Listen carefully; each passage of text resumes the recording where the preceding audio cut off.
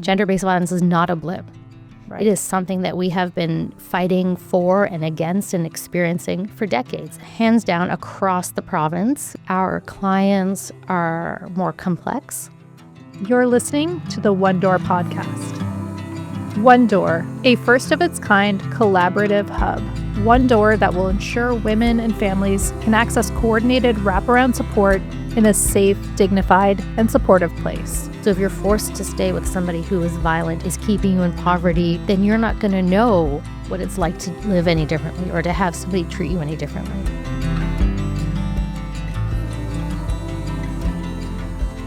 Welcome to One Door. Today we have Cora Cole, coordinator of Women's Centers Connect, with us. Cora, tell us what it means to be the collective voice of women's centers in Nova Scotia. Wow, that's a lot of pressure. Thanks for having me today. Of course.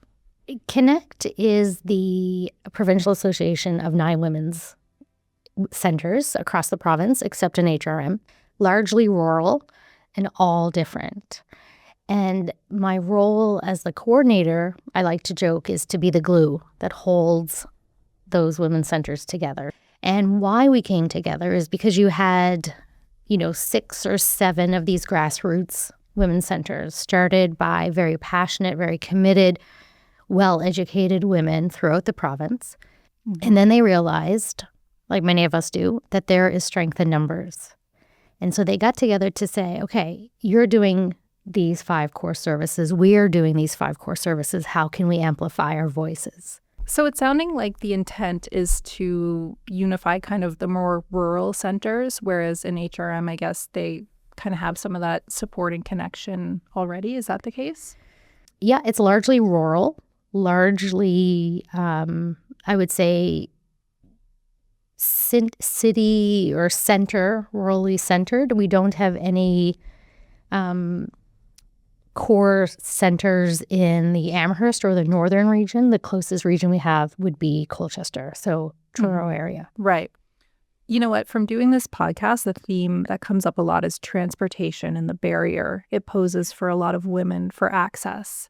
I think it's not even just women who are in need, it's daily life. If the closest grocery store is a Petro-Canada, and you go there to buy your fresh fruits and vegetables, because we have food deserts throughout this province, and you buy bananas and carrots and onion and potatoes, occasionally a green apple or a banana next to the cash register. That's where you get your groceries. That's where you get your fresh fruit and vegetables midweek.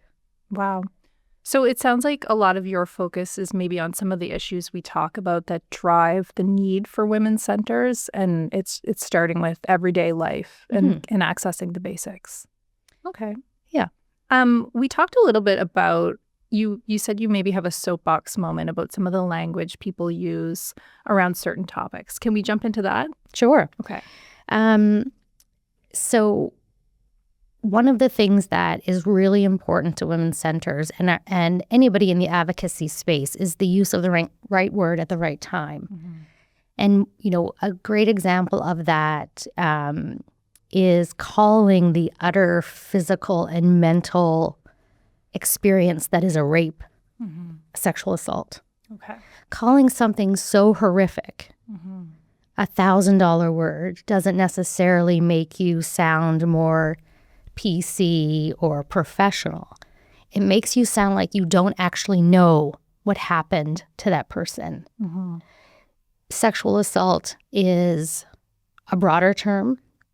It's a softer word to describe. When you say raped, it has an emphasis. It has pressure. It has implication. There's a visual impact with that word. Absolutely. And so when we choose words that we can say in mixed company, or that we can say, we can put on a pamphlet without pushback from the general public, it sometimes doesn't tell the whole story, or it takes away from the impact. So when so many people argued to make gender-based violence in Nova Scotia and across the country an epidemic, which is great. There's a lot of movement and momentum with that declaration. However, it's the wrong word. Okay. An epidemic is something that happens once. It is fast, it's quick, it is a spike, and then potentially it goes away. But in reality, in Nova Scotia, in many other places in the world, gender-based violence is endemic. Okay. Meaning it's a constant rate. It's a constant incidence of gender-based violence. And was there talk of using the word endemic among the advocacy sphere? I think they chose epidemic because we were so soon off of the pandemic. Right. And there is, when you declare something a pandemic or you declare something an epidemic, it loosens purse strings. There's emergency funding. And so the intent of having it declared something was to change the course, to change the level of investment, to get it back onto the tables and having conversations. But it's not the right word because this is not a blip. Gender-based violence is not a blip. Right. It is something that we have been fighting for and against and experiencing for decades. And I think if we would have taken the time to call it an endemic, it would have required us to acknowledge that we haven't done anything about it as a society when it maybe was an epidemic. That by declaring it an endemic means we have something to clean up. We have to change. We have to intervene. Whereas an epidemic, ironically, an epidemic could last as long as a government term. So would you say in this advocacy space that you're in, do you find that you're often having to make these trade-offs where we can't declare this thing, but this other thing is what we can conceivably achieve, so we're going to go for it, but it's not quite what we want to talk about or what we want to get, and you're kind of having to navigate that, and toe that line? Absolutely. Okay. You in this space, you may become aware of project funding for something, and you're like, but we need one of these. Okay. So then you find yourself writing a project where that original need could slip under to meet those funding or those project guidelines. And I want to touch on what you were saying about the use of language and sexual assault, which I agree, when you point that out, it can be kind of a dulling term that takes the edge off of the action, makes it more palatable for people. And then also we're seeing on social media, there's really censorship of these terms. Is that something that's crossed your radar in noticing that as well? I mean, everything that you see on social media is all bubblegum and rainbows, right? Like everybody looks their absolute best and their children are all well behaved and neat and tidy. And we all have these perfect lives on social media. So I can understand why people may want to dull down the impact of certain words. We do see that, especially when we are advocating for a particular awareness day. Even those who want to speak about it, though, have to use euphemistic terms on certain platforms, like TikTok. You see people saying grape a lot instead of rape when they're trying to tell a story about this sort of thing. What do you think is behind that or driving that censorship? That's a great question. I think it stems from, I'm optimistic. So I think the intent is to prevent exposure to children. I think its intent is to protect those who may have had that experience. And I may be being overly altruistic in thinking that. Because the flip side of that is they are trying to dull it. They are trying to downplay it. There is, we're seeing a lot of hypermasculinity on social media. We're seeing a lot of pressure to be hyperfeminine again. And that dialogue is difficult to have. That pressure, that hypermasculinity is difficult to have when you use words that are not dull. Okay. Thank you for that. Getting back to the actual centers, I'm curious, from your point of view, how different are the needs of a women's center in, say, Cape Breton versus in Digby or Yarmouth? Like, are they unique across communities, or are they more common than we might think? So the women's centers have committed to offering similar core services across the board. How they deliver those services may be different based on the community they serve. So one of our centers the average age of their clients is 55. Mm-hmm. In another center, the average age of their clients is 27. Okay. Are you able to speak to which centers have those age ranges? No. So if you look at the community for Leah Place on the Eastern Shore, they have a larger population that is 55 and over. They have an income that is around a net income of around $34,000. Okay. If you go to Antigonish, for example, that average age there is about 30, and the income is double that. Okay. Net income. And so what is amazing about Connect and amazing about the women's centers is that we have these core services that have to be adapted and amended to those communities and their responsiveness. So it is, you could have the same topic, but being actioned in a different way. Okay. So that's like a more of a demographic driver than a societal driver, I guess. Sure. Okay. What about looking back over the last 10, 20, 30 years, what has changed the most for women's centers? And then I'm also going to ask, like, what has remained constant? But we'll start with, has there been any changes as of late? So hands down, across the province, our clients are more complex. They're facing multiple issues and concerns. We know that we're more aware of an individual's intersectionality and the impact that may have on them getting services, receiving services, participating in services. So that has changed. But I think over 10 years, over 30 years, that the evolution of needs have stayed the same. It is housing, it is funding, it is healthcare, it's economic security. What has changed, for example, is it might have been rare for someone not to have a family doctor in 1988. Right. And now accessing healthcare is incredibly difficult. Okay. Accessing urgent healthcare is difficult. In the past, we might have been able to, if somebody presented on a Friday afternoon at 4:00 with a black eye and 2 kids and 4 grocery bags, we might have been able to pick up the phone and access urgent care. Now there's a 6-month wait list. Right. Okay. I was just going to ask, if we could go back, say, to the year 2000, because you did speak earlier about gender-based violence and actually having signs of being endemic. What could we have done back then to ring the alarm and change, the last 25 years and stem that from becoming endemic? Fair wages, a living salary.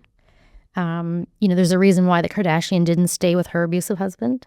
She had the means to leave. So the suggestion that people are staying in their environments, lack of mobility is driving a lot of this need. Lack of financial security and independence.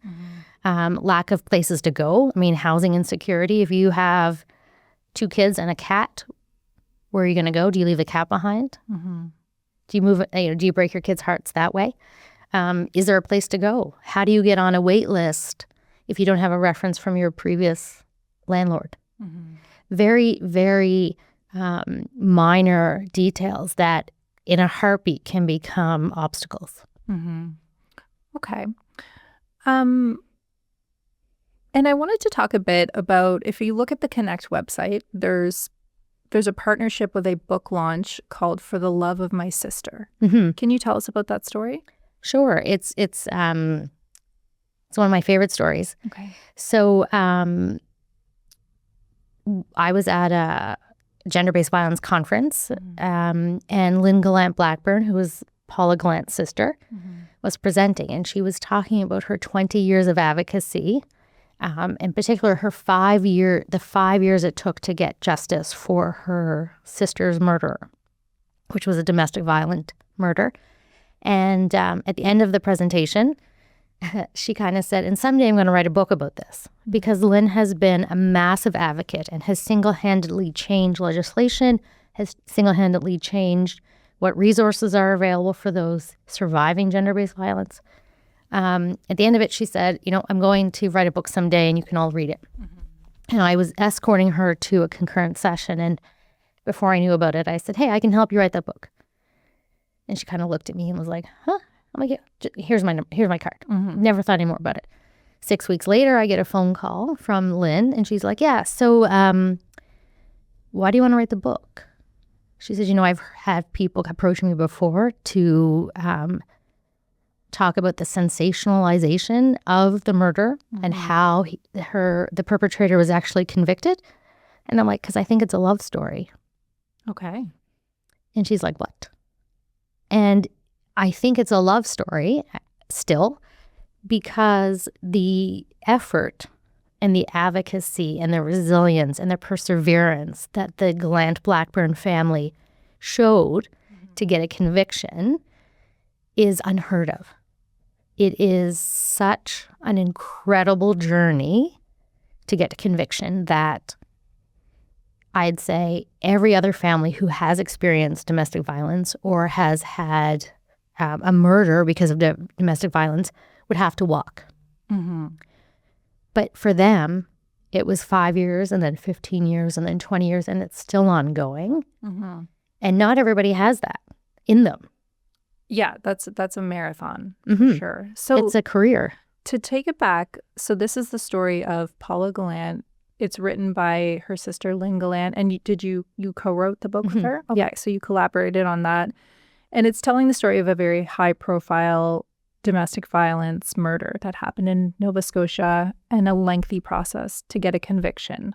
And it was from her husband, was the perpetrator. Mm-hmm. What was the family's role in that 5 years where they were seeking out a conviction? So I think you nailed it on the head when you said it was high profile. Mm-hmm. So last year, there were 7 women who died similarly in domestic violence in this province. Do you know the names of their siblings? No. No. Don't. Yeah. You I know the number, but you're right. You don't. And nobody talks about it. Yeah. Where are they now? Mm-hmm. Where are those convictions? Where is the police investigations? Where is the media? Mm-hmm.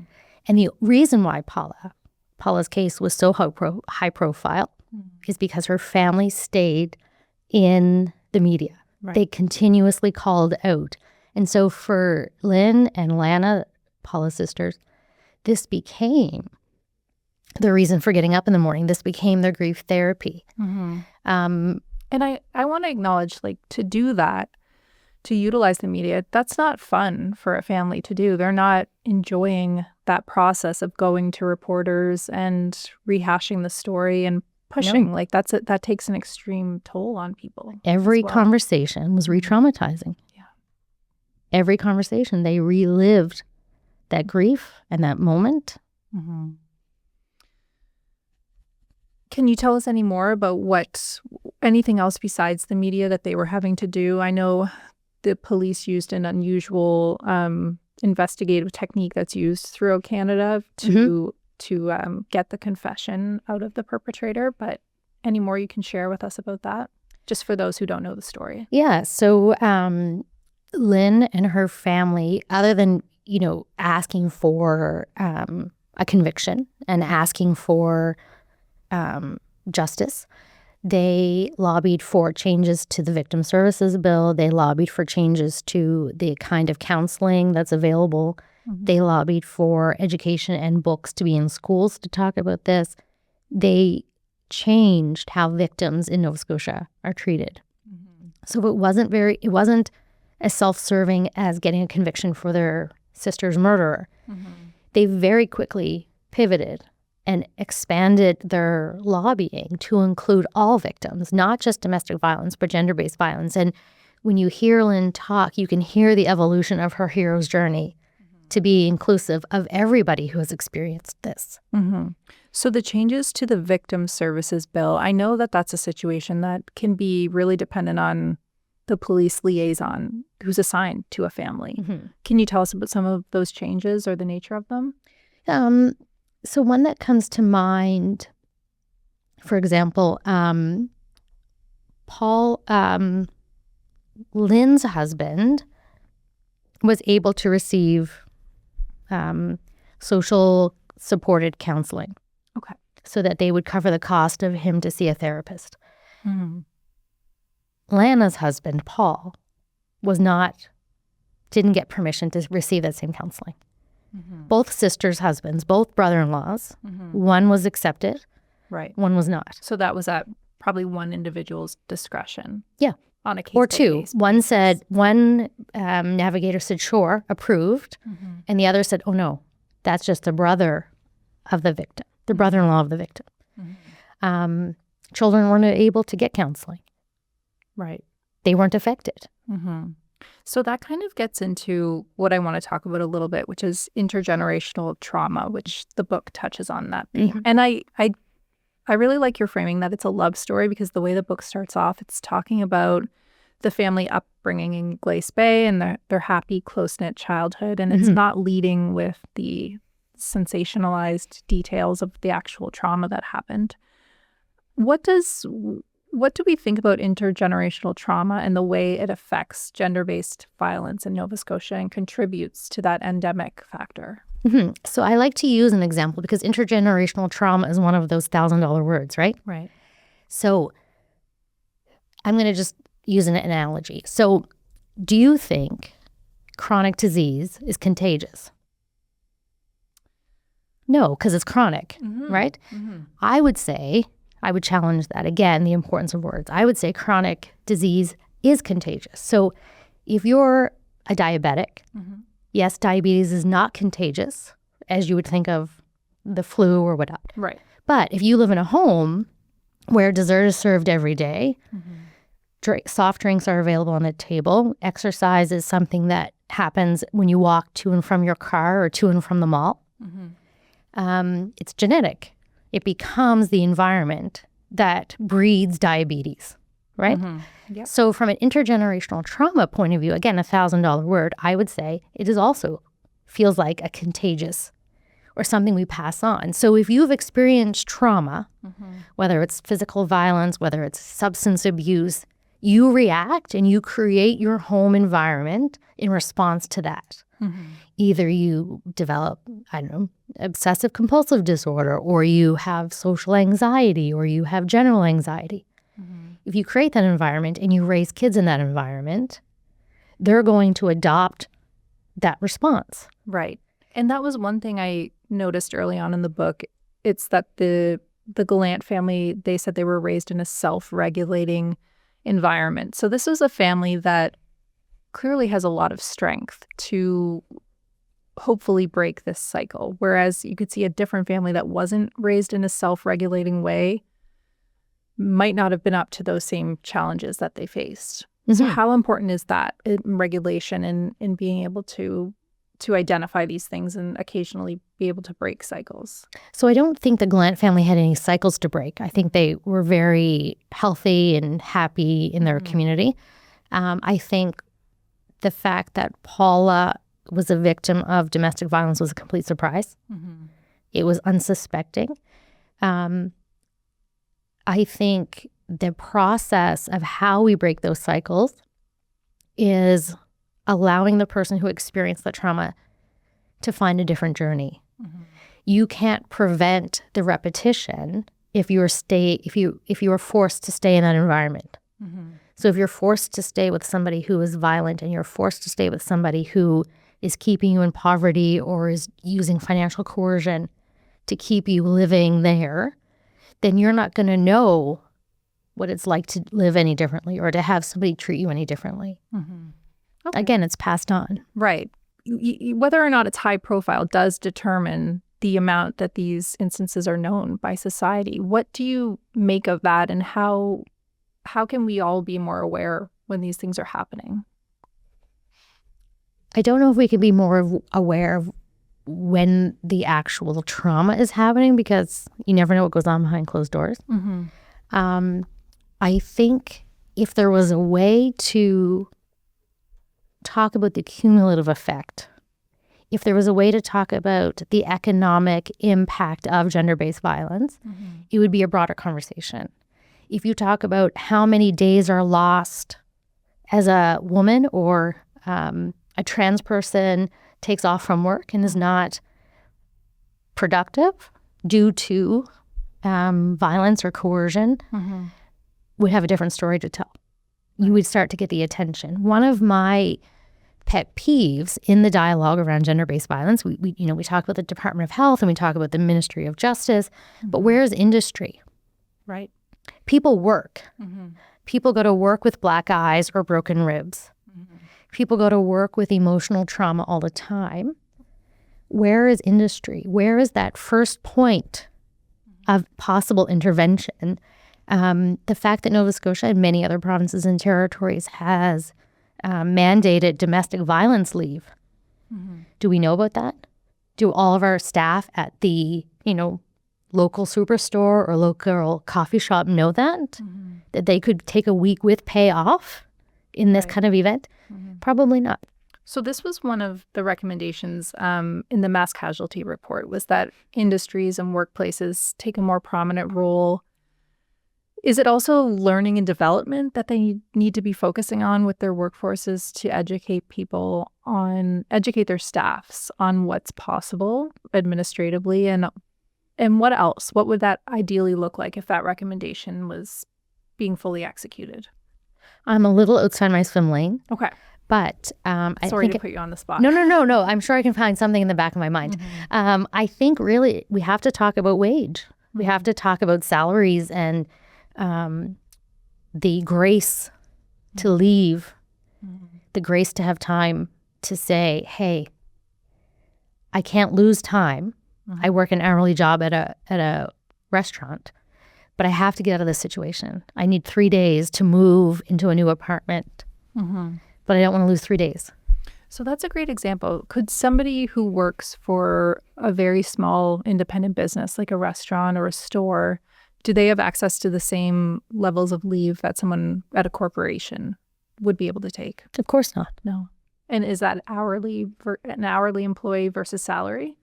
Okay. I mean, one of the things that we lobbied for, Connect has recently, I guess 2 years ago now, did some research on the gig economy and gender-based violence. Right. And the impact of no protections. Whatsoever. And there's not even a national occupation classification code for the gig work. Right. So you can't get unemployment. You can't apply for it because it's not considered employment. It's gig work. And so if you have, it doesn't even have to be a single parent. It could be a family of, two parents and some kids, and one parent works in a Monday to Friday 8 to 4 job, and another person's like, hey, we need more money. I'm going to go drive cab. I'm going to go do DoorDash. So if you're a single mom who's maybe home with the kids all day, or if you're a new Canadian and you moved here on your spouse's permit, you're taking care of the kids the day, you can go make extra money at the gig economy. But how do you think that person feels when they do DoorDash and the DoorDash is to pick up pop, chips, and condoms, and it's 2 a.m. and you go up to a door and you deliver the pops, chips, and condoms, and as the guy is going to give you a tip, he grabs your wrists and tries to pull you in. Yeah, so not only are they lacking any sort of protection, but you can see how the actual work puts them in potentially dangerous situations. Of course. Well. Yeah. Both visiting people's homes, doing tasks in people's homes is another one. Switching gears a little bit, I want to talk a bit about the role of art in kind of promoting these sorts of dialogues in society, because it's from what we're discussing, it's like we've got the high profile media case, and then you've got the advocacy space over here doing this hard work of trying to move the needle on these issues. But it's almost reliant on those media cycles to get things done and shine a light on things. How does art, like say TV shows, we've seen like the hit show Made on Netflix. We've seen a lot of podcasts about true crime where we're talking about the results of these factors. How does that shape not just the way that those who access these spaces interpret their own stories, but the narrative in society as you see it? I think art is the ultimate amplifier. So art presents a medium that can spread the message without that re-traumatizing, without one person having to tell it over and over and over again. With art, the art tells the story. And so it does offer that opportunity to step back, but still be immersed in that. From a individual who, a lot of our centers do art therapy. And so for that individual, that outlet of art is very healing. It's very therapeutic. But I think art has the ability, the rare ability, to show detail, but also to stay at the high level, to stay at that big picture, because it can be amplified. It can amplify the voices. It can amplify the impact. One of our centers did a really emotional art installation where they gave survivors an empty suitcase. And the art exhibition was, what would they bring? What would they put in their suitcase when and if and how they fled? Okay. And so it was just a collage. It's just like a stack of magazines and art pieces. And to see this display of these beat up suitcases that were all purchased from a secondhand store. So some of them are the hard shelled ones. Some are like hockey bags. And to see what women and children would take or put into these. And what were some of the things that stuck out? Diaries, photos, hygiene supplies, children's stuffies, blankets, because when you go into a shelter, you get somebody else's blanket. Right.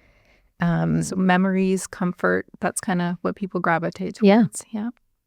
I guess in that moment where those are the things that matter. Yeah, and what really mattered is that there's a finite space within a suitcase.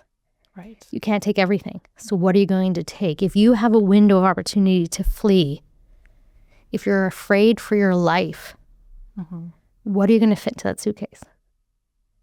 What? You can't take your makeup. You can't take your favorite hairbrush or your straightener. You can't take your 5 pairs of flip-flops. You can take one. Yeah. That's powerful. It was, yeah. So looking to the next few years, what are the most pressing issues that women's centers in Nova Scotia are advocating for? What pillars do we need in place to see meaningful change happen? I feel like they're the same. And I don't want to sound like I'm repeating myself, but the reality is that while things have evolved and things have become more complex, the core issues have remained the same. Housing, the cost of living is outrageous. I mean, the last news flash that I heard is that Halifax has housing comparable to what Vancouver was. Right. Yeah. On a per capita basis. Our salaries do not reflect that at all. So housing is unstable. The idea of fixed term leases. How do you bring home an infant from a hospital to create that environment when you know you're probably going to be evicted in 11 months? Like a fixed term lease is criminal to some. So housing is a big issue. I think.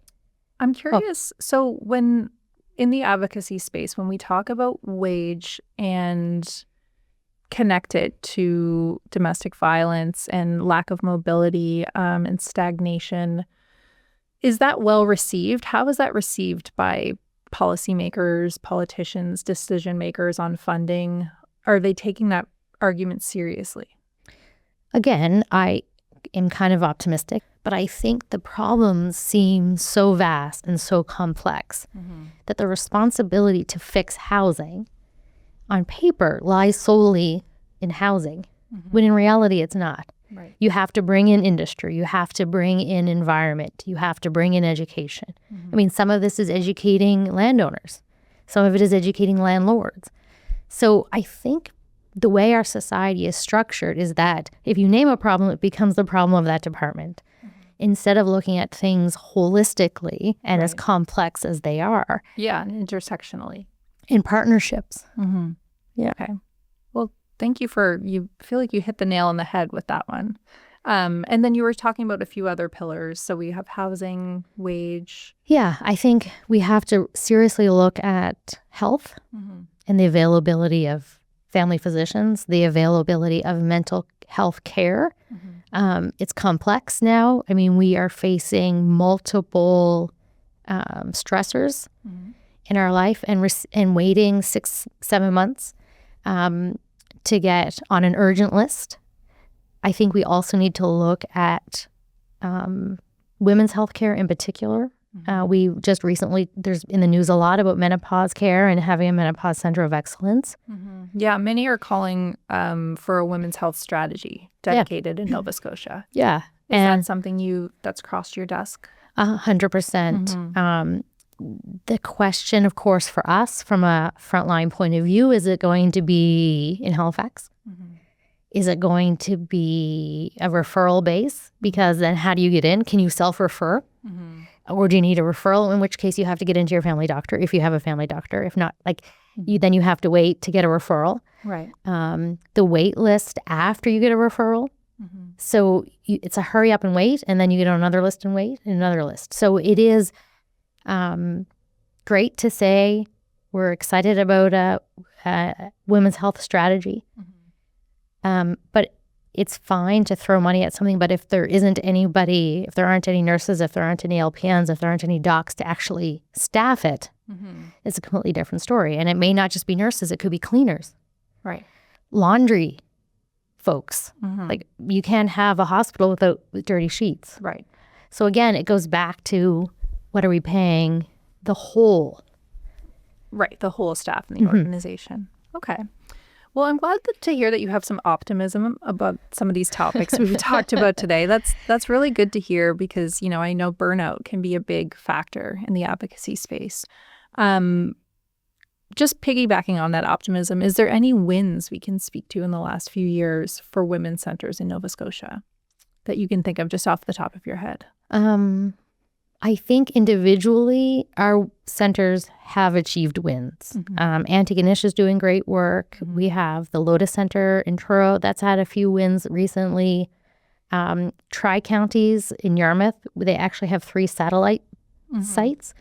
So I think all of the women's centers have a few wins. And is that mostly centered around expansion efforts or new modalities?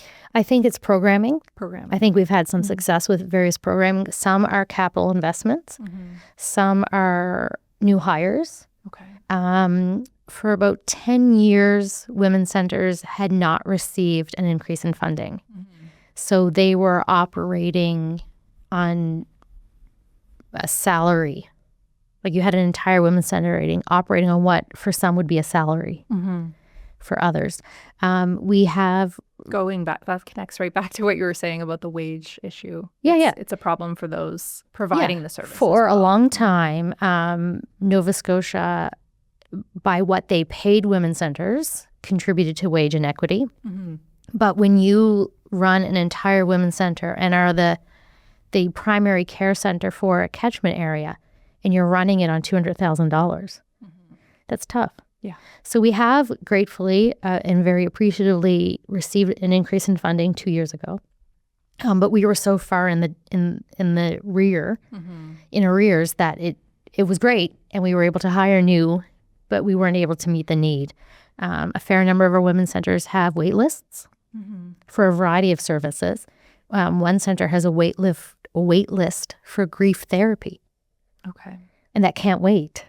Do you know, you can't wait for your grief. Do those wait lists, are there clusters anywhere in the province where that's particularly a problem? Nope. I'd say every center has a wait list for something, whether it is for mental health, whether it is for a data plan gift card.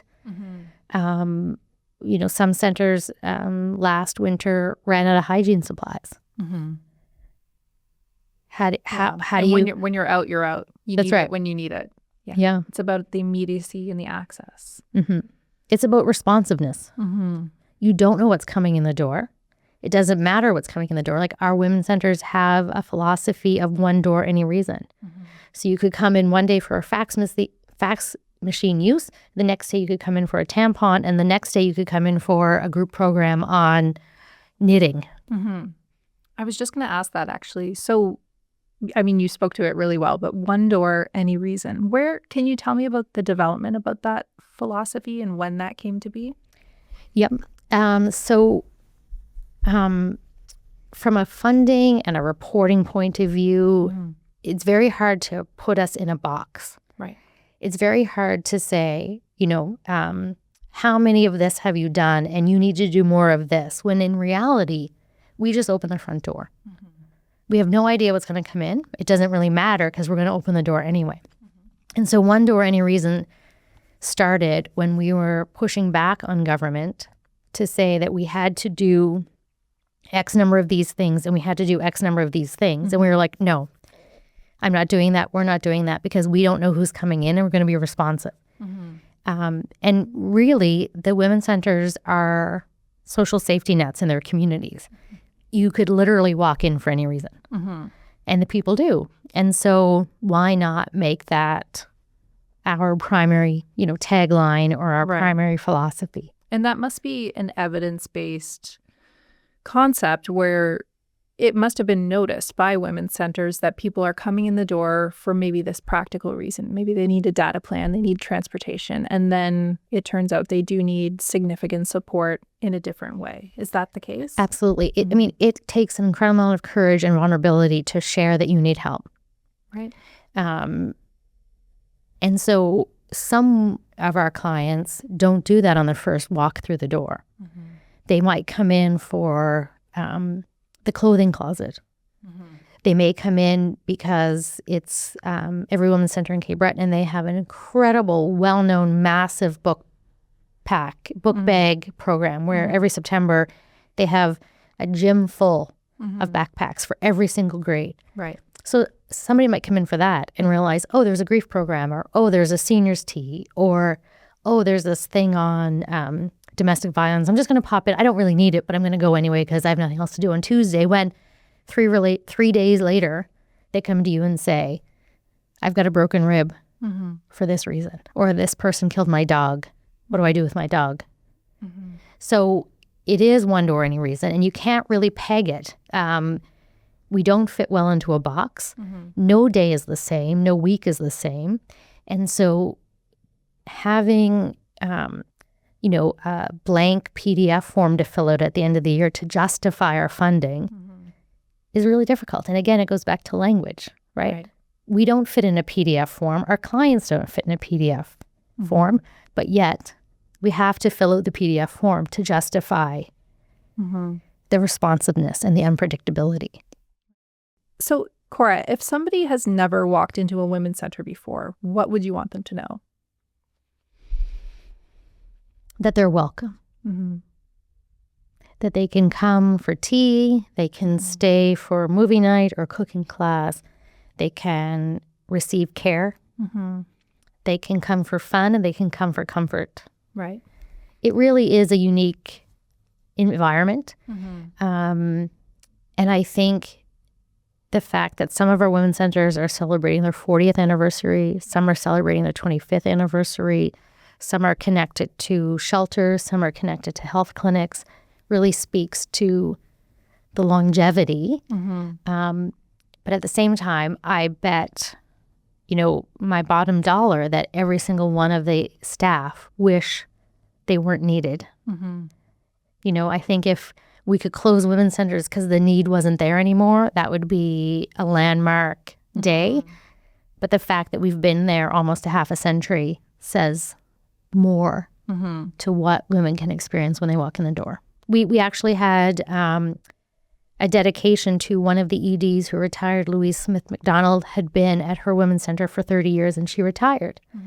And so we planted a tree. I wanted to plant a tree for her because she didn't want any gifts. She didn't need knickknacks or whatever. She's in Cape Breton. And so I called Sydney municipality and say, hey, I want to plant this tree. I want to plant it here because this little municipal park, you could see from the women's center. Right. And they were like, yeah, we could decorate it. We could put purple lights in it for the 16 days of activism. I happened to reach somebody who's very quiet. Okay. And I'm like, so this is what I want. I'll buy a tree locally, like it's a natural tree. It's a tamarack tree. And he goes, I'm going to make this happen. But I'm going to make this happen because when I was a boy, my mom and I went to that center. And that was 25 years before. Wow. And so here's a man who works for natural resources, who digs holes and plant trees and lays asphalt, knew that when he was a boy, this particular women's center changed his life. Wow. And so he removed all the red tape, We got the tree planted. It's 3 times as big as it was, and the plaque in front of it is beautiful. Oh, wow. Where is that in Sydney? I'm going to have to check that out next time I go. Yeah, it's right near the Women's Centre. So the Wentworth Park. Mm-hmm. So it's on the right-hand side of Wentworth Park. Okay. Yeah. Sounds beautiful. But I mean, you were able to get that done. Yeah, but that is the legacy, right? He was 100% committed to having a tree planted, simply because he knew that Louise was probably there opening the door when he and his mom needed it. Wow. Is there anything else, Cora, that you'd like to add, or you'd like us to know about your work?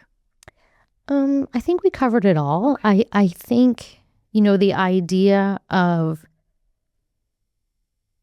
sharing our existence, sharing the work that we do, the broadness of the work that we do, and the depth is incredible. And I really appreciate the opportunity to do that.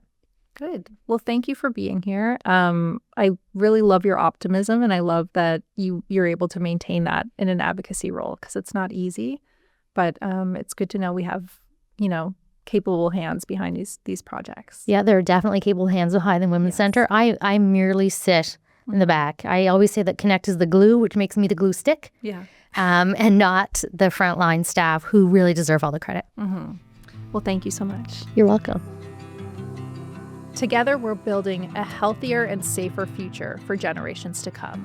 Your support will help create a safe, supportive, and empowering space where women, elderly, families, and youth can heal, learn, and thrive. To donate, visit onedoor.awrcsasa.ca. Every contribution, no matter the size, directly supports programs, services, and spaces that foster dignity, care, and community strength across rural Nova Scotia.